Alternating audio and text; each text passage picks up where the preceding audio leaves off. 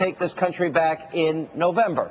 And joining me now are two of the men who are leading the fight, the way for the Republican Party, California Congressman Kevin McCarthy and Congressman David Dreyer with us. Guys, welcome aboard. Thanks for being here. I like that. Good. You know, we're sitting here at the Reagan Library. I can't believe we got Air Force One behind me.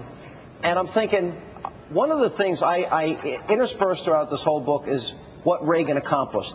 Now, the economy was bad when he took over. Interest rates were double-digit. Interest rates were 21.5%. Inflation out of control. Unemployment out of control. By the way, Mr. President, the worst economy since the Great Depression. Not now.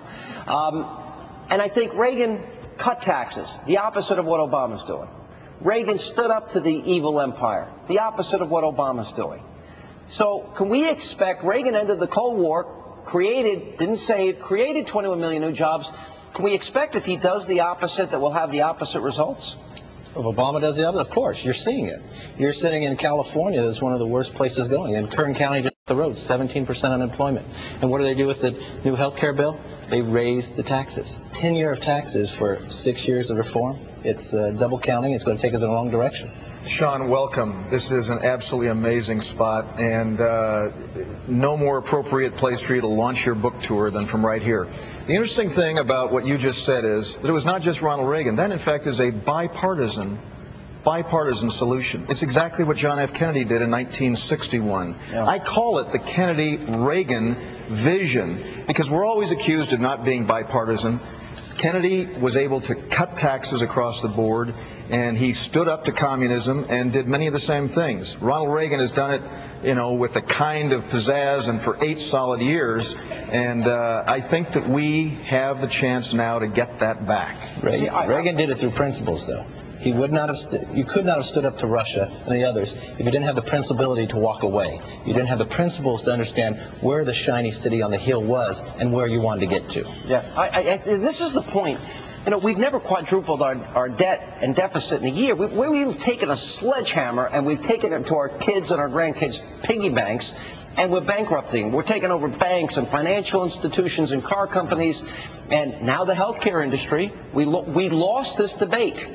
And unless either Republicans get back to Congress, fire Pelosi, which I'm hoping, and fire Harry Reid, and make Barack Obama a one-term president, this is the law of the land. John, I will tell you, we were a little discouraged the moment after that vote took place, but we're also energized. I was energized because this weekend I chose to spend some time looking at what the framers of our Constitution had to say. Whoa. You mean, because I thought they shredded every Constitution last week. You know what? I mean, there's one left? That's why it's important for a lot of us to focus on the Federalist Papers. And on March 9th of 1801, Thomas Jefferson gave the best description of the role of government, and it's the Reagan vision. He said, "A wise and frugal government shall restrain men from injuring one another, and shall leave them otherwise free to regulate their own pursuits of industry and improvement, and shall not take from the mouth of labor the bread it has earned."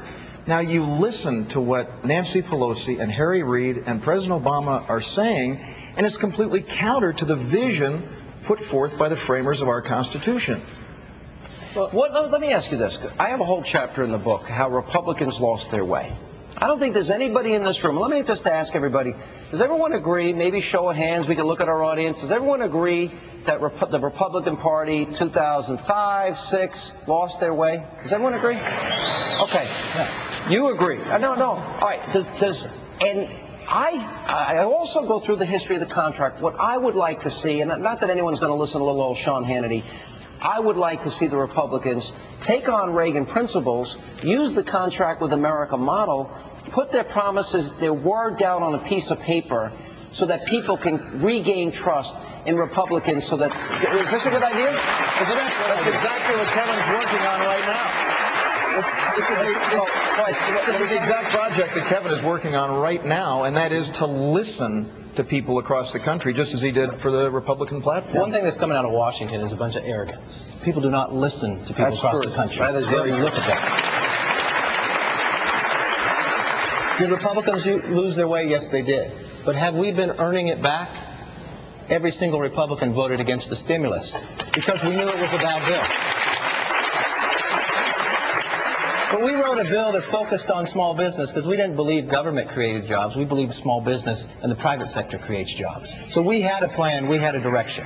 What you're going to find is we're going to go across this country, have a conversation. We know where our principles are, but we want people to engage, not just Republicans, independents, and Democrats. I think we believe in the country. This is important because a lot of people say they've given up on the Republican Party. You know, and I agree with you. I think when the Republican Party is wrong, they deserve our criticism. But there's not a Republican that supported the stimulus, the omnibus bill. Right. Nobody supported cap and tax, and nobody supported this massive health care monstrosity. So when Reagan talked about no pale pastels but bold differences, those differences are now emerging in a political campaign.